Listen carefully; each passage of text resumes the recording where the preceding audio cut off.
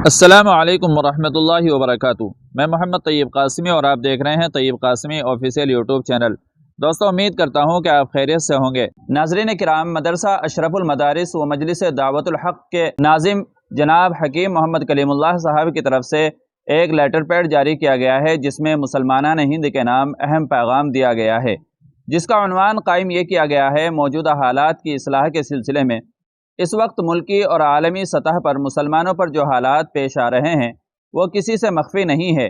روز نت نئے فتنے داخلی بھی اور خارجی بھی آئے دن حکومتوں کی طرف سے اسلام مخالف پابندیاں اور سرگرمیاں، اس سے ہر حساس دل بے چین اور صاحب شعور فکر مند ہے۔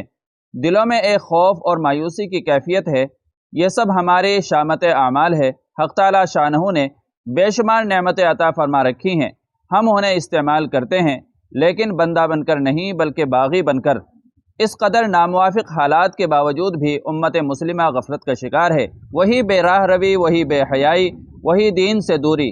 پھر بھلا حالات کیسے درست ہوں گے اور نصرت خداوندی کیوں کر شامل حال ہوگی؟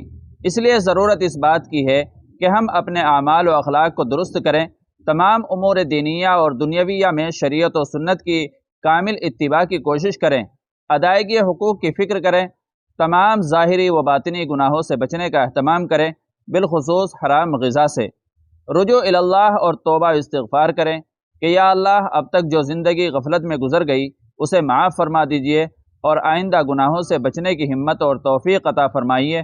عزم مصمم کریں، ورنہ اس کے بغیر توبہ کی تکمیل نہیں ہوتی۔ دعاؤں کا خاص اہتمام کریں، اذان کے بعد، فرائض کے بعد، اخیر شب میں، نیز دعاؤں کے قبولیت کے جو دیگر مواقع ہیں ان میں پورے یقین کے ساتھ التزاماً دعا کریں۔ یہ ذہن میں رہے کہ دعا کی حقیقت دل کی پکار ہے۔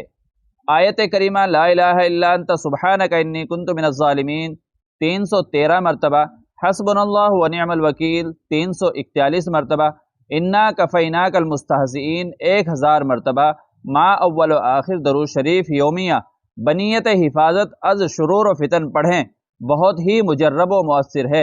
حق تعالیٰ سے اپنا تعلق قوی اور مضبوط کرے، ان کی شان کریمی پر یقین کامل ہو، مایوس نہ ہو، ہمت نہ ہارے۔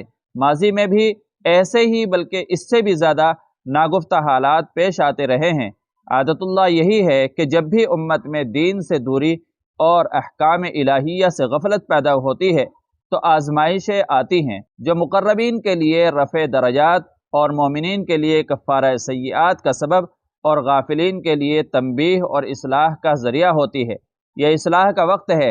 ہم نے اپنے مالک کو ناراض کیا ہے، ان کو راضی کر لے، حالات بدلتے دیر نہیں لگے گی۔ حق تعالی ہمارے حال پر رحم فرمائے، امن و امان عطا فرمائے، دین پر استقامت عطا فرمائے۔ والسلام، محمد کلیم اللہ عفیان۔